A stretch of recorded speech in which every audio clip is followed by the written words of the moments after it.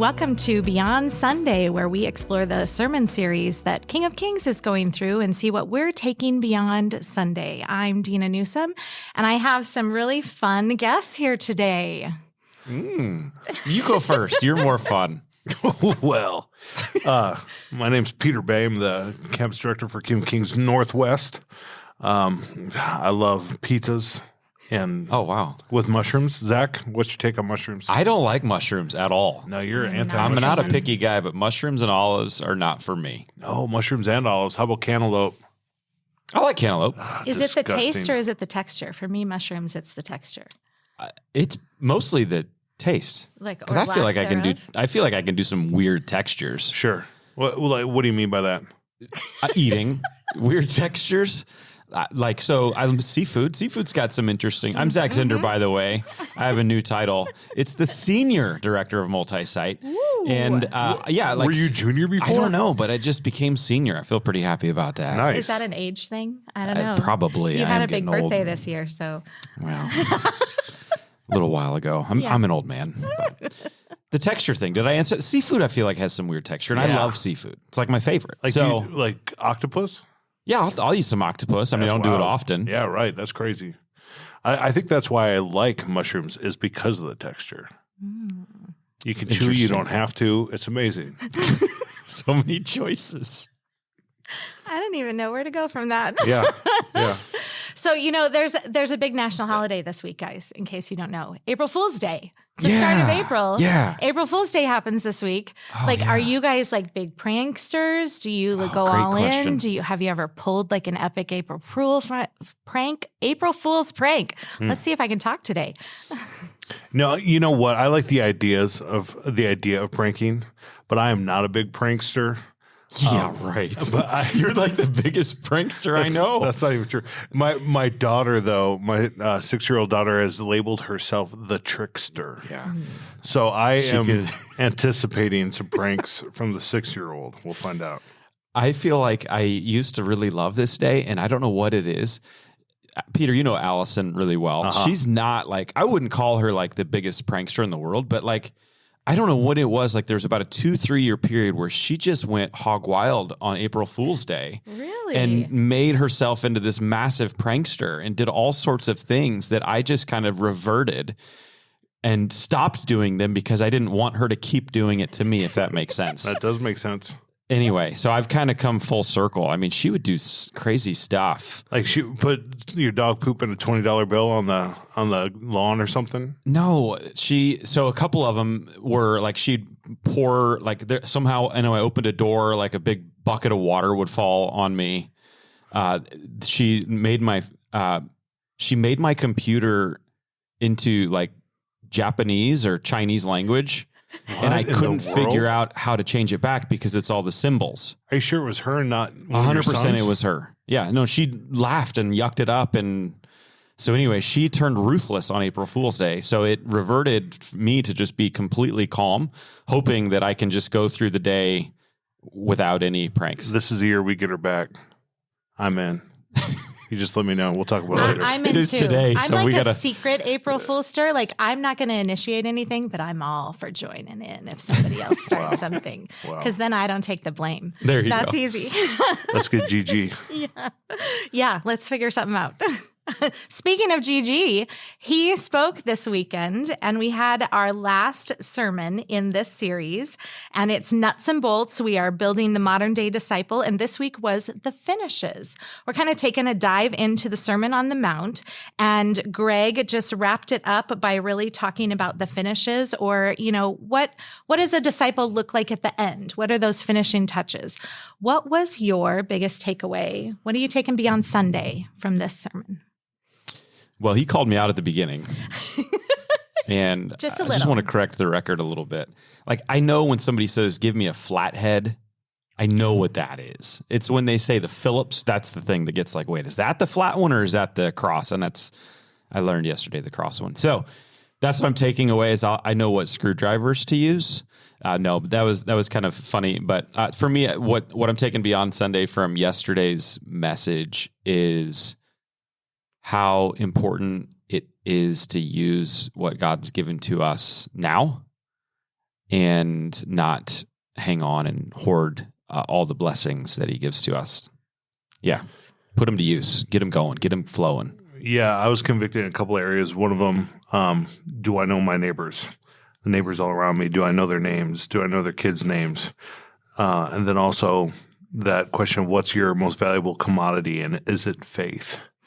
So that was convicting to me to say, it's easy to say that, but does the way I live reflect it?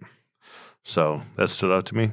Yeah, those are good. Yeah, and I wasn't thinking initially like what's your most valuable commodity. I was like thinking possession, like not even people, but like what possessions, would I choose for that? And so I thinking of that is a really convicting thing. Is that really like what's most precious to me is my faith? And I hope I would say yes. It's also hard to know without being like pressed, right? Without this stuff getting taken away, like when you're not under any stress. 100%. Yeah. So one of the questions that Greg asked when he was opening was, what makes your home a home? So like not necessarily talking about this message specifically. What do you feel like makes your home a home? I mean, honestly, I've got 3 little kids, so my home is loud.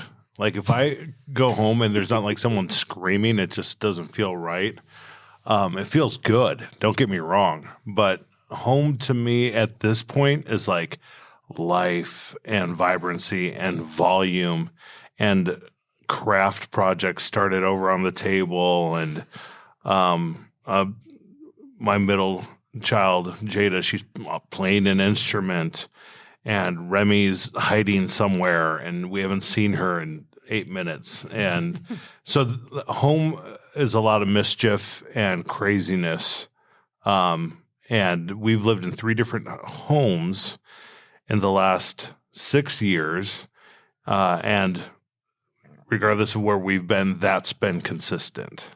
So whether we are at home or at a hotel on vacation, like that's what I'm used to feeling with my family currently. I wonder where that comes from. I can't figure out where the mischief and Carista, my wife, is just beside herself every day. She just can't believe how loud everyone is. And she gets super annoyed. So annoyed. It's her least favorite thing in life is loud noises.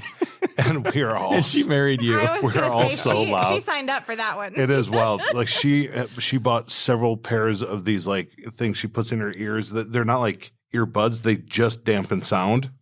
But then she doesn't wear them, and she's just shocked all day long by how loud we are. That's amazing. For me, I think of Allison's always done a really great job of home-cooked dinners.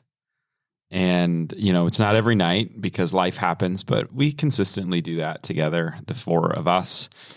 And when I think of what makes your home a home, that's the picture that comes to mind, is we're sitting around eating a meal and talking and enjoying good food. And it's a way to celebrate God's provision. Another day where we have food on our table and the kids are around, and it just feels like home in those moments. Yeah.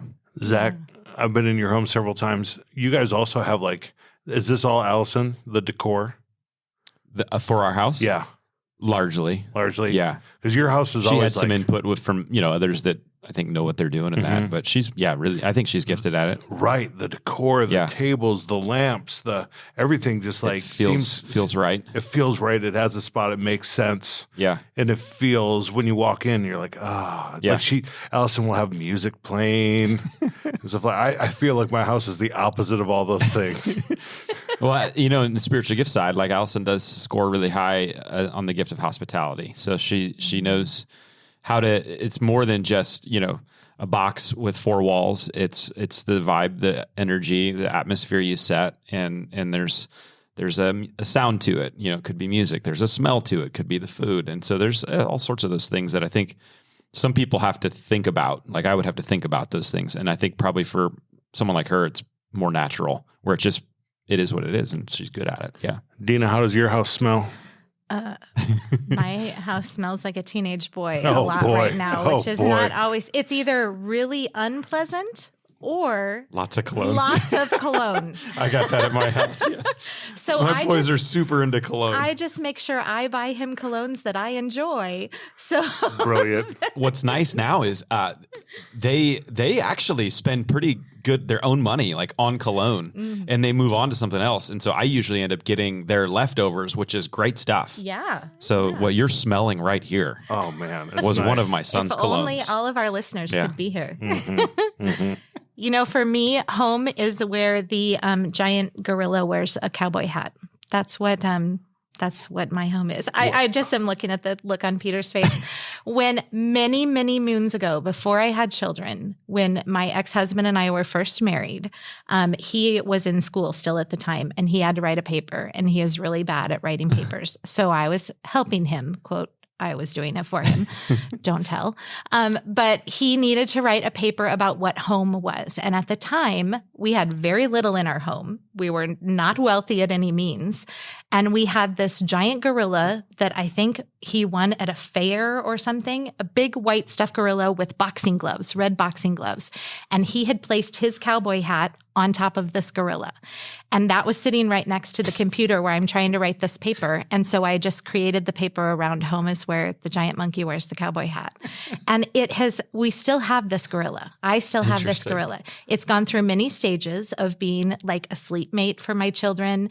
It was when my son was younger, it was his wrestling opponent consistently. But it's still the cowboy. I mean, the cowboy hat is still on the gorilla, and that to me is home. But what it means to me is the memories of that time, like the memories of family and the things that it's gone through with my kids. So it's a big gorilla for me, just like everyone, you know. Yeah, and Dina, you enjoy such fun things. Like it's fun. It's been fun to get to know you and find out like how you guys will watch like wrestling as a family and just like these zany, imaginative things that is kind of a cool picture of your home. Yeah, that's the first thing I thought of when Greg asked that question was, oh, it's the big gorilla. And nobody else in the world had that answer. I'm sure maybe, you know, it's a big world, so you never know. All right. So back to our message series, like talking about, you know, our home, even looking kind of forward to our heavenly home, looking at what does a disciple look like? Greg really brought up that this is a process that's never done. Like we don't have a completed disciple like we do when you start a building and you finish the building. Do you guys have any thoughts on that? Like just that continuing discipleship or what that looks like or what it means to you? Yeah, I think that's what we've been trying to get through in this series is that to understand discipleship at its core is not complicated. It's actually pretty easy. It's being and doing like Jesus. We've said that over and over every week. But that is a process that never finishes. And it is not a destination, it's a journey.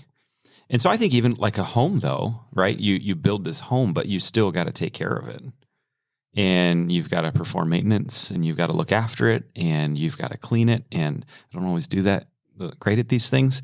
You got to keep it up though, if you want it to be the home that you want it to be.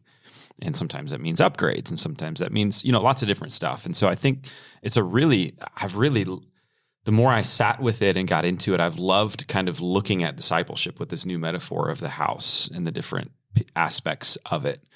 Because there's a lot of similarities of, I can be a disciple and I can say I'm done now and maybe I did some great work to get to where I am today. But actually, if Christ is real and I'm in relationship with him, like I always want to, not because I have to, because I want to get better and better because of how good he's been. And so it's a lifelong, never finished, always looking to upgrade my discipleship or put some more touches on it or improve in different ways. And I think that's the beauty of the journey.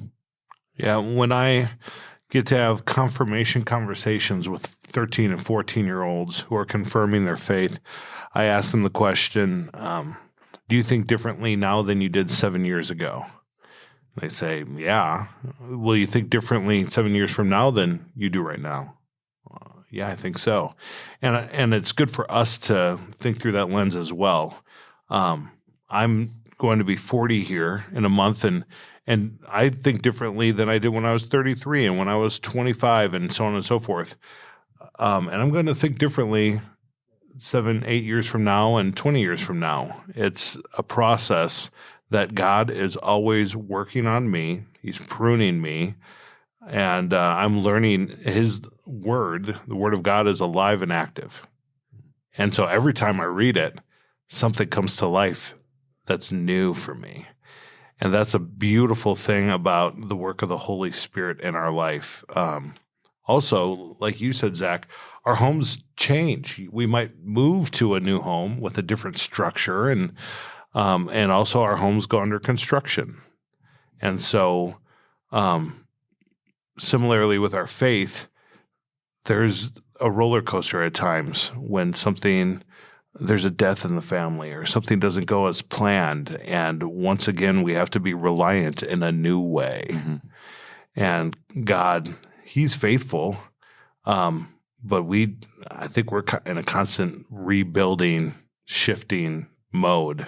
So this series has been a great one for me. And this message itself stood out because as people were arriving for church, I talked to one young man who said, I don't know, I'm really struggling with my purpose of like, what do I do with my life? And this message was really good at that. Of okay, so you have a foundation, you've got the crossbeam, you're reliant on Jesus. Now what? What does it look like? And this message really helped give us some good pictures of that. Yeah. So Pastor Greg did that by looking at 3 different things, and each one of them he gave us 3 initials to stand for each. So he started with TNT, treasures and treasure. What did you guys take away from that talk? Treasures. I felt like the hoarding story was quite appropriate because I felt like that was very on point for collecting earthly treasures. Yeah. When you treasure everything, and I have one of my kids is that way. My youngest, the trickster, she doesn't want to get rid of anything. Everything's so important to her. And, but when we treasure everything, that clouds our judgment on like what's really important. That treasures and treasure, what really matters to me, what do I value, and I think I have a tendency to kind of be similar to my 6-year-old and treasure a lot of things, and it divides my attention and can take away from what's really important. Maybe even some things at Raw Stress for Less. Gosh, I love that place. You love that place. I sure do. Yeah. I think, so there was a period in seminary where I was wheeling and dealing a lot on eBay in the early days. I had an eBay business, and one of the things that I found that I loved was 100% cashmere sweaters. And I could find great deals. And so I'd never pay close to full price. So I stockpiled so many, probably had 15 or 20, 100% cashmere sweaters. And then my call was to Florida, where guess what you don't need? Cashmere sweaters. Cashmere. And so they were in a box for 11 years while we were there. And when I moved to Omaha, I was like, you know what? At least I'll be able to wear my cashmere sweaters again. But you know what happened? What? God says, don't store up yourself treasures on earth where moths and vermin destroy. Oh, no. There were all these things had holes in them. For real? Yeah. Because and actually, I found out those insects actually like the more finer materials. So they were for 11 years just eating on these things. I'm like, So I have a real story of like, yeah, that really does happen. But I think it's a beautiful picture of when we place our value on the things of this world, like there is an expiration date to those things. They'll either get destroyed, get stolen, or get auctioned off. And so rather than placing our hearts into those things, there's something more powerful to place our heart in. Can I share, there's one cool piece that I found that jumped off the page to me once I knew more about it, and it's in this section, and I think it makes the difference for this. So it's Matthew 6:22-23. So it's right after those verses. The eye is the lamp of the body. If your eyes are healthy, your whole body will be full of light. But if your eyes are unhealthy, your whole body will be full of darkness. And the underneath that, there's a Hebrew idiom for your eyes are healthy or eyes are unhealthy, or good eyes having a good eye, having a bad eye. What it meant was if you had good eyes, that meant you saw the world with an abundance mindset. And unhealthy eyes meant that you see the world from a stingy or a scarcity mindset. And I'd never connected, because all this is so much about money and treasure. And then there's this weird verse of like, if your eyes are healthy and unhealthy, I'm like, what is that? But it actually very much plays into this section, and I think is critical, that if you have eyes of abundance, which we ought to have in Christ, it changes the way we live and see this world. But if you have eyes that are unhealthy, a bad eye, scarcity, then all these things that it's talking about, the anxiety that comes later of like worrying about tomorrow and clothes and all that stuff, is more easily coming in. And so the real goal here is let's have eyes of abundance, an abundance mindset, because God has provided so much. And even the next verses where he talks about peace out people, the POP, it's like, why would you worry when God takes care of the lilies and the birds and the flowers? Like, he will much more take care of you because we have a God of abundance. So in the Old Testament, when it says that, was it Leah? Leah had weak eyes. Weak eyes. Yeah. Is that what that's about? She had like a negativity I thing? think that's the author's way of saying she had a nice personality. Yeah, because I always wondered, does she have like a lazy eye or something? I don't know. Yeah. I do think weak eyes, yeah, it wasn't a compliment. I'd have to look back a little bit more, but I've heard a lot of preachers on Leah, the weak eyes, saying that's the 21st century version of saying, yeah, she has a nice personality. She was a woman of God. Yeah, something like that. No sparkle. Well, they say the eyes are the windows to the soul. Come on. And the one I jotted down during the message, our treasures are reflective of our beliefs, that's what Gigi had said. And I really liked that. I was like, okay, when we look around at what it is we collect, which having earthly treasures is not bad. Yeah. God is not saying, you can't have anything, but where does the true value lie? Yeah. I really liked that. And talking about loving things, but Greg kind of shifted it into loving your neighbor. LYN was his second initials. Loving your neighbor, talking about an abundance of love, sharing it freely. Was there something that was really convicting or really tugging at your heartstrings on this one? Yeah. The convicting, he said, like, do you know their name? Pray for them privately, by name. Bless them consistently, love them recklessly. I was like, oh boy, 0 for 4. So conviction there. And I did think, like, what if I did these things for my neighbors? My attitude would shift for sure. Yeah. Yeah. I was much on the same line as you. Convicted. I feel like I've had moments of strength of that in my life. And then there's been moments or years that I've just kind of fallen into unintentionality. And I can easily, especially in ministry, get surrounded in a Christian bubble where all the people that I know are Christians. They're people like you two that we work with, or people that go to our church, and so it's an excuse. It's not, it's a reality, but it is an excuse in our particular situations. But very convicted, and that there's neighbors right across the street that it would be really wise and very Jesus-like to love and support and reach out to in different ways, in bigger ways than I have previously. Mm-hmm. Yeah, that was convicting. Yeah. The mark of a disciple is one who does what Jesus says to do, is what Greg had quoted. And really, he said there's 2 things. Yeah. 2 things. God lays it out really simply. Love God, love your neighbor. And I do really well at loving God. Loving my neighbor, not so much. Yeah, the definition of neighbor is whoever you're around as well. So it's not just maybe you're really good at loving your next door neighbor, and that's great, but whoever you're around. So it could be that coworker that gets on your nerves. It could be the person you run into regularly at the gym that you just try to ignore because they're going to want to talk to you again or whatever that is. So your neighbor. And then Jesus, he defined neighbor, the Samaritan.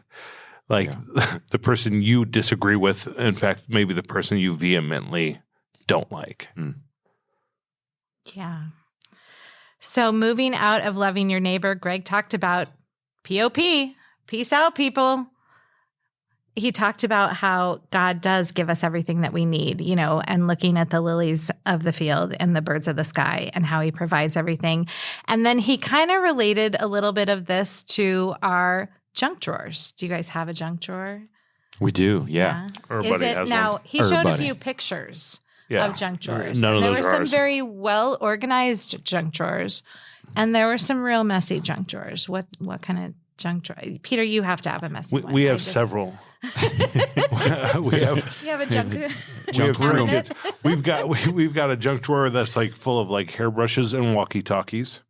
We've got one that's got like all the like the nice one. It's got like gift cards, spare cash laying It's not a around. junk drawer. No, that's a treasure That's drawer. treasures. chest. TNT. And then we have one that's just like batteries. You don't know which ones work and which ones don't work because the kids just like throw used batteries in there. So annoying. Yes.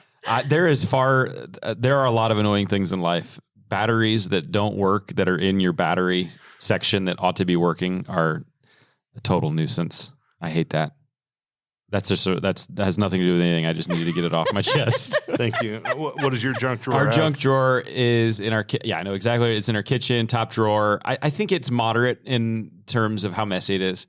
Every quarter of a year, maybe, Allison, she's the clean one in our home, the neat. So she'll organize it every quarter of a year, but then it gets crazy over the rest of the quarter of the year. You know what's probably in there? A Phillips. A flathead. Are you sure it's a Phillips? A flathead. The worst part of my junk drawer is cords to things that I think I will still need, or I find the cord and I don't really know what it goes to, so I'm scared to throw it away. Yeah. Yep.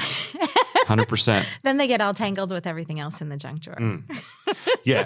90% of it in my junk drawer will never get used. But the 10% that will, it's like, Yeah. oh, cool. I'm glad I hung on to this. Right. And the Good 10%, steward. it could shift. Yeah. Like this season I use this 10%, this season I use. So at max, 40% of that drawer will ever get used. Do you feel that way in your faith life? Wow. As your Oh, junk drawer, are man. you carrying around things that are never going to get used? Oh, I carry around a lot of useless knowledge. I do. I mean, there's a conviction too. Like, what am I putting in this brain? That's been a challenge for me this year. Was like a goal for me was to be in God's word more than social media. And a few months into the year, I was like, I just had to drop one of the platforms because I was just on it too much for social media. And so, what am I putting in? Am I filling my brain with more junk than treasure? So, good question, Dina. Thanks. All right. So looking at this whole series, Zach, you preached a lot of these messages. What is like the thing that stuck with you the most of this whole message, or what spoke to you the most, or you felt like it's going to instigate the most change? Yeah, there's this question that Greg asked of what legacy are you leaving? Like, what would your neighbors say about you? And that is a real test of like, am I living a life with the greatest commodity being faith? And is it big enough that my neighbors would even care to notice? And that doesn't have to look like a big Jesus banner in my yard, but it ought to look like what Jesus looks like, love and care for those around me. So that stood out to me a lot. Yeah, for me, I fell back in love with the Sermon on the Mount. It was just one of those really awesome moments where I just got to really, probably for about 100 days, just live in those 3 chapters. And I found it to be just incredibly healing and restorative and helpful. So 2 things on the individual side. If a disciple is being and doing like Jesus, I've reevaluated and going to be more intentional about a couple of practices that I want to be more, that I want to get better at, just to put it that way. And so there's some new practices in my life that I'm trying out in a new way that I hope move the needle. And on a bigger scale, I usually create one large book or series every year for the greater church. And that usually consumes a lot of my time and attention. But in addition to that, I feel like once there's a sermon or a series every year outside of that I didn't plan on running into and God messing with me. And this was the one for me this year. And so I honestly have to think from my discipleship side of my ministry overall to the capital C Church that there's something more here, that this is a new way for me to think about it and talk about it and learn about it and then tell others about it. And so I wouldn't be shocked if in the future, if there's more. I might even call it Red Letter Summit. Yeah, Zach just wrote. It's Jesus. He just announced his newest book. This is coming in 2029. Dropped it. But anyway, I think there's something there. I feel God at working in my spirit in that. So it was really fun to be in these 3 chapters for as long as we were. The nugget that keeps sticking in my brain is you said several times about how the Sermon on the Mount isn't about how to get to heaven. Mm-hmm. It's about bringing heaven down to earth. And I just keep, my brain has not made it all the way around that yet. I just keep, it just is continuing to process each week with the pieces that we talk about, which is enjoyable to continue to think on and learn and chew on God's word and what that means to you in the day, the week, the month, So that's the one I keep. And I think it's the primary issue that most of us are facing in our nation today is will those that believe follow? And I think it's the opportunity and the challenge. And I'm all for believing, but believing doesn't change anybody. Following does, right? It's what I do for, that someone else they can't see what's going on the inside. And so the beings are super important, but it is the doing as well. And letting God out through that way. And the world needs to see a fresh expression of Jesus. And so anytime you can get kind of a new handle or new metaphor or new analogy on that timeless truth. And I think we stumbled into one with the nuts and bolts series and the house metaphor. Cool, let's get that out there and try to help one person catch that. So, yeah. Well, thank you guys so much for being here today. Lovely to talk about with you. Beyond Sunday is off next week. So in 2 weeks, we'll return with our new message, diving into our Palm Sunday message that day, which is you, right, Zach? It may be. It may be. You'll have to tune in to find out. In the meantime, let's keep living our faith beyond Sunday.